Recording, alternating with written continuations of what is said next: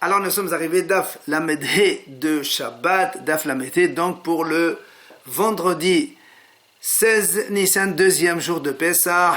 On est arrivé à la deuxième ligne, Vehilufa Behanata. On a vu donc la marque entre Rabba et Rav Yosef concernant le donc Ben Hashmashot. On a vu que Rabba il a dit 3/4 et Rav Yosef 2/3. On a dit que Rabba c'est plus grand que Rav Yosef. Et la Gemara vient de dire maintenant, le contraire on trouve dans la halata. Halata c'est une kaveret, c'est comme une ruche. Rabba dit comme ça, halata batetre kore shalil tantula, ou batlata kore asul tantula. En fait, tout le problème ici c'est, on a le droit de déplacer des ustensiles, des kilim, Shabbat, mais quand quelque chose elle est d'un volume très grand, alors, à partir de quand elle n'est plus considérée comme un keli, donc on n'a plus le droit de la déplacer, c'est la marque entre Rabba et Rav Yosef. Donc Rabba nous dit comme ça, halata batre, quand il y a le volume de 2 corps c'est à peu près 500 litres, on a le droit de la déplacer Shabbat. Par contre, il dit, uvatlata koré, c'est maintenant 3 fois corps, c'est-à-dire à peu près 750 litres, à soletatela, donc on n'a pas le droit de la déplacer, ce n'est plus un keli selon Rabba. Maintenant, vers Rav Yosef, c'est là où on voit le contraire. Rav Yosef est plus grand dans ses dimensions. Amar. Rav Yosef dit, même si elle fait 3 corps, 750 litres, on a le droit de la déplacer. Mais, mais si elle fait 4 corps, donc à peu près 1000 litres donc, c'est un volume énorme, et donc ça s'appelle plus un kéli, on n'a pas le droit de déplacer, parce que tous les kélim dans la Torah, on les a comparés à un sac, comme la Torah dit, il doit être donc pouvoir être déplaçable plein ou vide, et quand il est énorme, on ne peut pas le déplacer, c'est la mahnok entre les deux. Amar Abaye, il a dit à Abaye, moi j'ai posé la question à mon maître qui est donc Rabba, donc au moment où on pratique, il voulait déplacer cette fameuse caverne, et selon Rabba, avec 2 corps c'est permis. Et Abaye il a dit, même 2 corps, il n'a pas voulu m'autoriser. Alors là, m'a dit, comme qui? Dit comme ce Tana qu'on voit dans cette Mishnah d'Etnan. La Mishnah a dit, Kaveret Hakash, donc une ruche faite par donc de la paille, ou Kaveret Hakanim, ou par des roseaux. Au bord Sfina Alexandrite, ou donc un grand bateau dans lequel on creuse un trou au bord, donc pour boire de l'eau douce. Afalpi Sheesh Lahem Shulai. Même s'ils ont donc un fond, c'est-à-dire une base, un support en bas. Et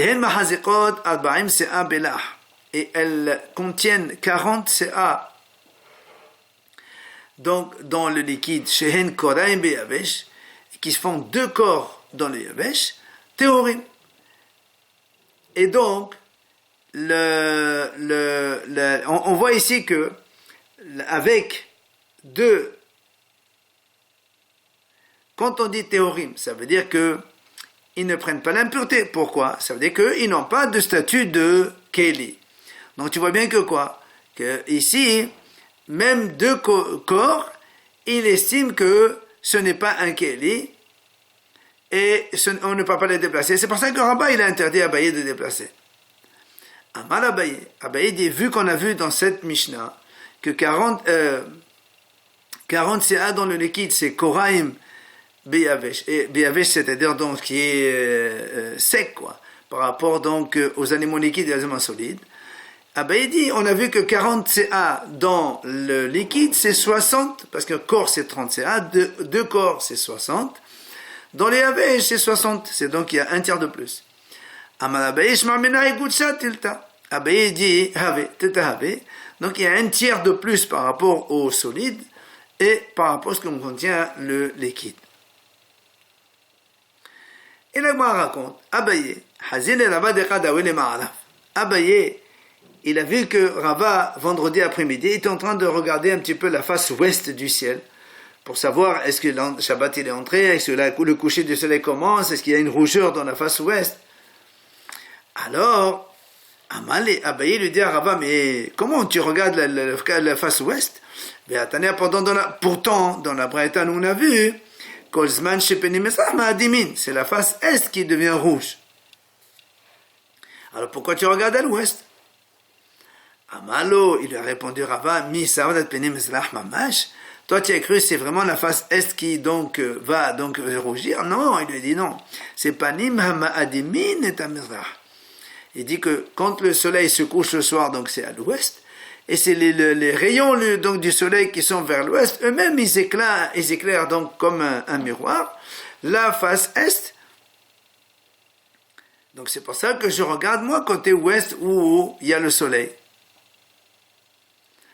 Et il y a une autre version qui dit c'est Rava qui a vu Abaye en train de regarder la face est. Et il lui a dit, tu crois que c'est la face est même, elle-même? Non, c'est la face donc qui font rougir le Mizrah. Comme le soleil se couche à l'ouest, c'est là-bas où donc ça va donner, comme Visimanar Kavatar a dit, comme une fenêtre, donc il renvoie la lumière de l'autre côté, mais c'est la face ouest qu'il faut regarder. Après, dans les Shiurim du mil, Rabbi Nehemia Omer, c'est quoi donc le Shiur d'un mil? On a dit donc que c'est selon Rabbi Nehemia, le Zman ben Hashmashot, c'est donc le temps qu'un homme il marche, Hetzimil. C'est combien? Amar Rabbi Hanina.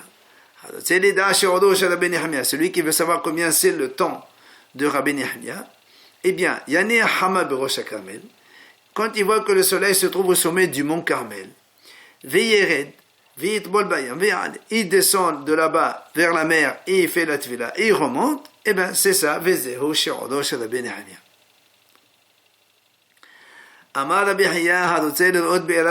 celui qui veut voir le puits de Myriam, il allait les roches à Carmel, il montera donc sur le sommet du Carmel, du mont Carmel.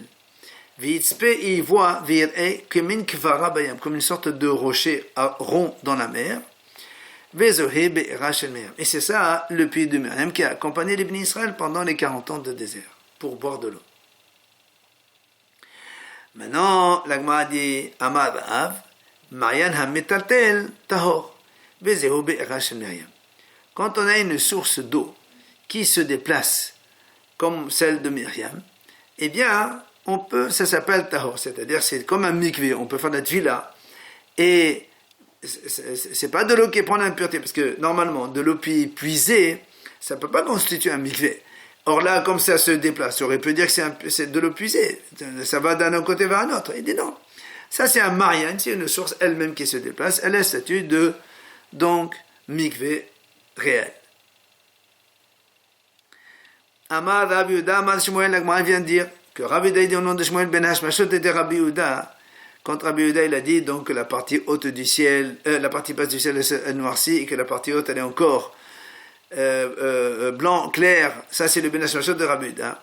Rabbi Yehuda au nom de Shmuel il dit Kohanim tov limbo. Les Kohanim ils peuvent encore faire mikvé. N'oublions pas que quand le Kohen il est tamé, il fait faire là, il doit attendre Ha'arev Shemesh, la nuit qui tombe. Donc selon lui, ce Ben Hashmashot de Rabbi Yehuda, c'est encore jour. C'est pour ça que la Gemara s'étonne. Léman, selon qui il a dit ça Rabbi Yehuda? Et les Rabbi Yehuda, si c'est selon Rabbi Yehuda, c'est pas possible, puisque Rabbi Yehuda lui-même il a dit que c'est Ben Hashmashot, donc c'est un safek. Alors peut-être que c'est la nuit, et que les Kohanim, quand ils ont fait la tvila maintenant, il faut attendre le lendemain soir, les Ha'arev Shemesh. Et la Ben Hashmashot de Rabbi Yehuda, les Rabbi aussi. On m'a dit non, c'est le Ben Hashmashot de Rabbi Yehuda, donc ce délai-là, pour Rabbi Yossé. Kohanim tov limbo, parce que selon Rabbi Yossé, ce Ben Hashmashot-là, il est jour. Et donc les Kohanim, ils font tvila. Alors il m'a dit, Pshita, c'est évident, qu'est-ce que tu m'apprends? On voit très bien que Rabbi Yossé a dit, c'est un instant entre la nuit et le jour. Alors il m'a dit non. J'aurais pu penser que Ben Hashmashot de Rabbi Yossé, mais chercher de Rabbi Yehuda. On aurait pu dire que le Ben Hashmashot de Rabbi Yossé, il continue avec celui de Rabbi Yehuda, et il s'est terminé à un moment. Comme Hashmalan, non. Déjà, les Ben Hashmashot de Rabbi Yehuda, Ben Hashmashot de Rabbi Yossé. Que le Ben Hashmashot selon Rabbi Yehuda, selon Rabbi Yossé, c'est deux complètement différents. C'est quand se termine le Ben Hashmashot de Rabbi Yehuda que commence le Ben Hashmashot de Rabbi Yossé. Et donc, pour Rabbi Yossé, celui qui fait la tvila pendant le Ben Hashmashot de Rabbi Yehuda, c'est comme si qu'il a fait la tvila de jour, et ça marche pour les Kohanim, pour qu'ensuite, le soir même, la nuit à tombe, ils peuvent manger la trouma. Amar Rabba Barhana Amar Rabbi Yohanan. Il a dit Rabba Barhana au nom de Rabbi Yohanan. Halacha. Que Rabbi Yehuda l'Yanyan Shabbat, ou halacha que Rabbi Yossé l'Yanyan Trouma. Il dit donc Rabbi Yohanan, la halacha est comme Rabbi Yehuda pour Shabbat, c'est-à-dire donc ton sang Ben Hashmashot là c'est déjà safek, Et pour Rabbi Yossé, et la Ran est comme Rabbi Yossé pour la Trouma. Alors nous, on imagine que si Rabbi Hanan il a changé, c'est parce qu'il veut être mahmir dans les deux cas. C'est pour ça que l'Agma a dit, j'ai compris. Tu me dis que l'alakha que Rabbi Uda pour Shabbat, parce qu'il est mahmir, c'est le premier qui a dit le premier temps de Ben Hashmashot, donc on est mahmir, c'est bien. Aval, les Anyan Trouma, c'est quoi donc cette notion de dire que pour la Trouma, c'est comme Rabbi Yossé? C'est quoi cette Humra? Et les Malet Tvila, si tu me dis que c'est pour la Tvila que l'alakha est comme Rabbi Yossé, que les Kohanim ils peuvent faire Tvila dans le Ben Hashmashot de Rabbi Uda, ah, m'a dit c'est pas possible parce que c'est fait Rabbi Hanan lui-même il vient de dire que pour Shabbat c'est un safek, donc il peut pas dire après pour la Trouma c'est jour. Et là, la achila Trouma, il dit non, quand il a dit pour la Trouma c'est pour manger la Trouma. C'est-à-dire que les Kohanim après avoir fait le mikvé, ils ne peuvent pas encore manger la Trouma que lorsque arrive de la achle Kohanim Trouma ad deshalim ben hashmashot de Rabbi Yossé. Qu'est-ce que se termine le ben hashmashot de Rabbi Yossé?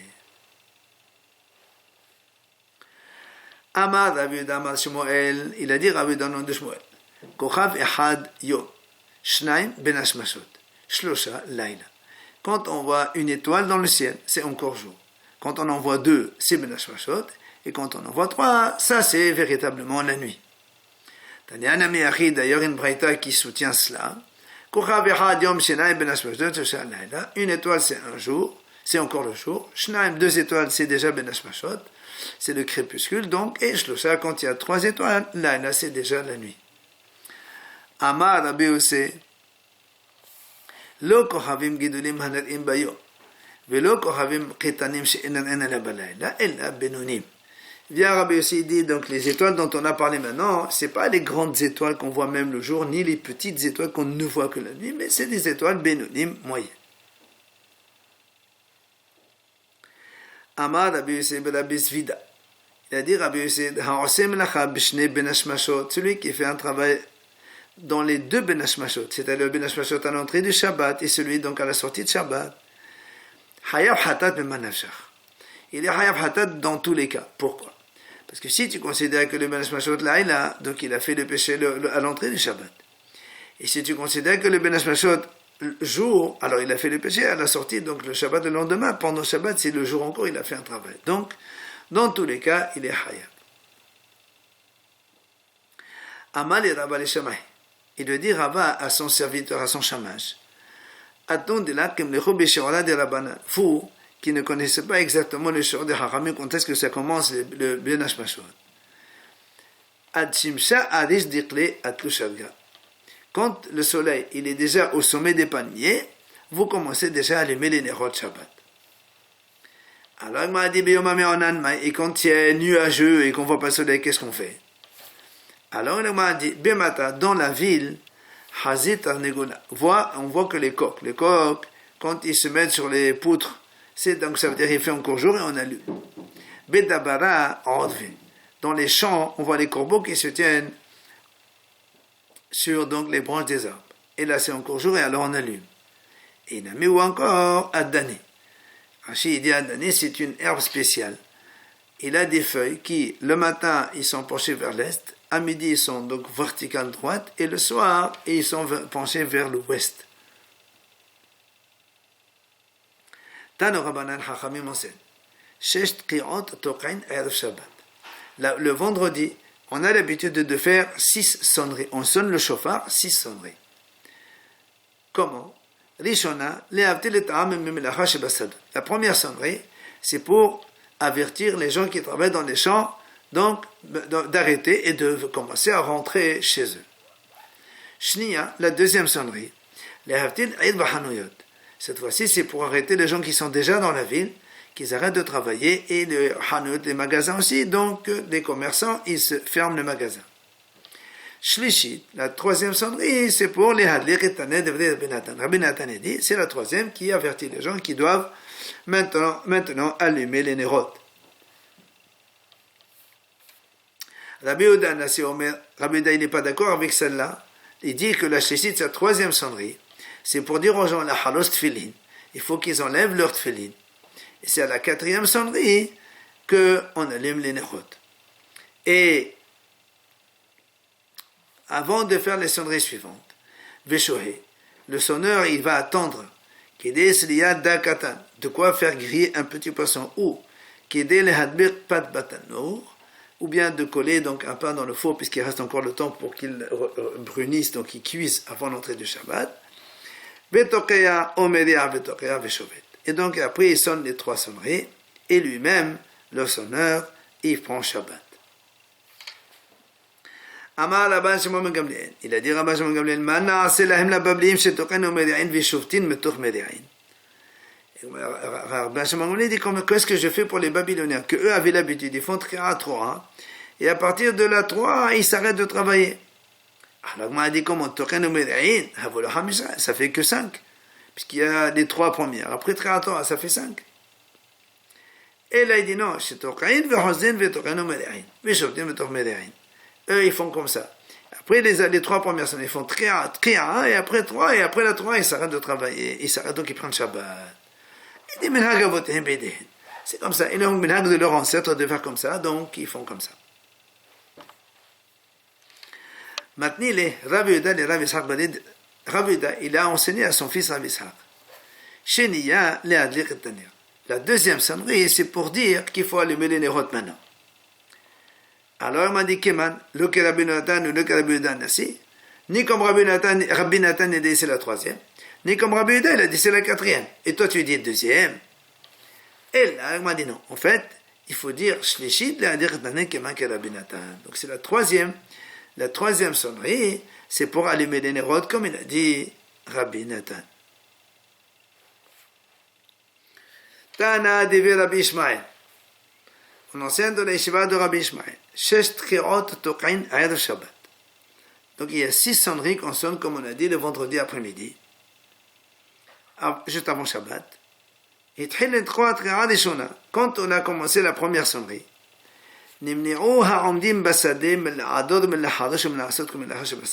donc tous ceux qui travaillent dans les champs, ils arrêtent donc de creuser, de labourer, de faire n'importe quel travail dans les champs. Tout le monde s'arrête pour venir rentrer dans la ville chez eux. Mais il dit, ceux qui sont proches de la ville n'ont pas le droit de rentrer eux, parce que sinon, quand ils arrêtent dans la ville et les autres ils viennent en retard, on va croire que les autres ils ont travaillé même après la sonnerie. Alors qu'est-ce qu'ils font? Ils s'attendent tous en même temps et tout le monde rentre ensemble dans la ville. Et quand ils rentrent, les magasins ils sont encore ouverts dans la ville et les tricines, donc les comptoirs, ils sont donc posés. Donc dès qu'on a commencé la deuxième sonnerie, alors donc on enlève les comptoirs, on ferme les magasins dans la ville, donc on commence à se préparer, donc rentrer chez soi pour Shabbat. Et encore, évidemment, les plats ils étaient encore posés sur la cuisinière et les casseroles. Tous les repas ils étaient encore en train de chauffer. Dès qu'on a commencé à sonner la 3e, c'est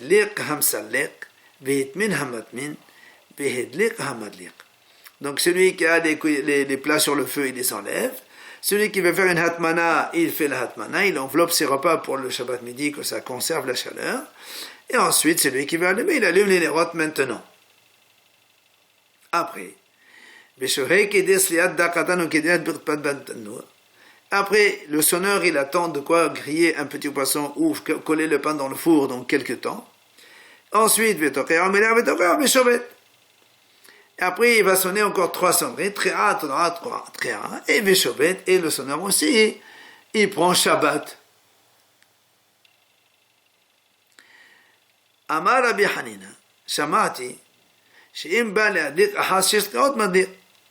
שהרי נתנו חכמים שעולה חזן הכנסת ולחשוב לביתו. Rabbi Yossi, il dit, moi j'ai entendu que si quelqu'un il veut allumer les nérotes après la 6e sonnerie, il peut encore le faire. Pourquoi? Parce que si Hachamim, ils ont donné le temps à ce Hazan Akneset, celui qui a sonné, quand il a fini la 16e sonnerie, il peut encore porter son chauffard jusqu'à chez lui à la maison. Donc il y a encore quelques secondes, quelques minutes pour pouvoir allumer encore. Donc tu vois bien que Shabbat n'est pas entré. Amal lui a dit, et si tu dis ça, Natata devra les Sheronim. Ça veut dire que tu connais pas le shamash aussi il habite. Alors c'est un, il dit donc ça prend 1 minute, 2 minutes, 3 minutes, ça marche pas comme ça. Et là, comment on fait? Makom sanua yeshu la hazan agnes b'eshgago, shesham meniach shofaro, לפי שאין שופרו, לפי שאין מטאטנין לא את השופר ולא את החסוסרות.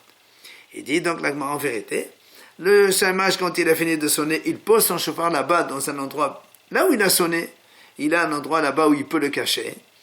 Et parce que tout simplement, dès qu'il a fini la sonnerie, la 6e sonnerie, et bien Shabbat est déjà entré, les filles, et après, on n'a plus le droit de déplacer un chauffard, ni les trompettes, parce qu'évidemment c'est mouktsé, c'est pour ça qu'on lui donne là-bas la place pour le poser de suite, et donc à la 6e sonnerie, il est déjà entré Shabbat.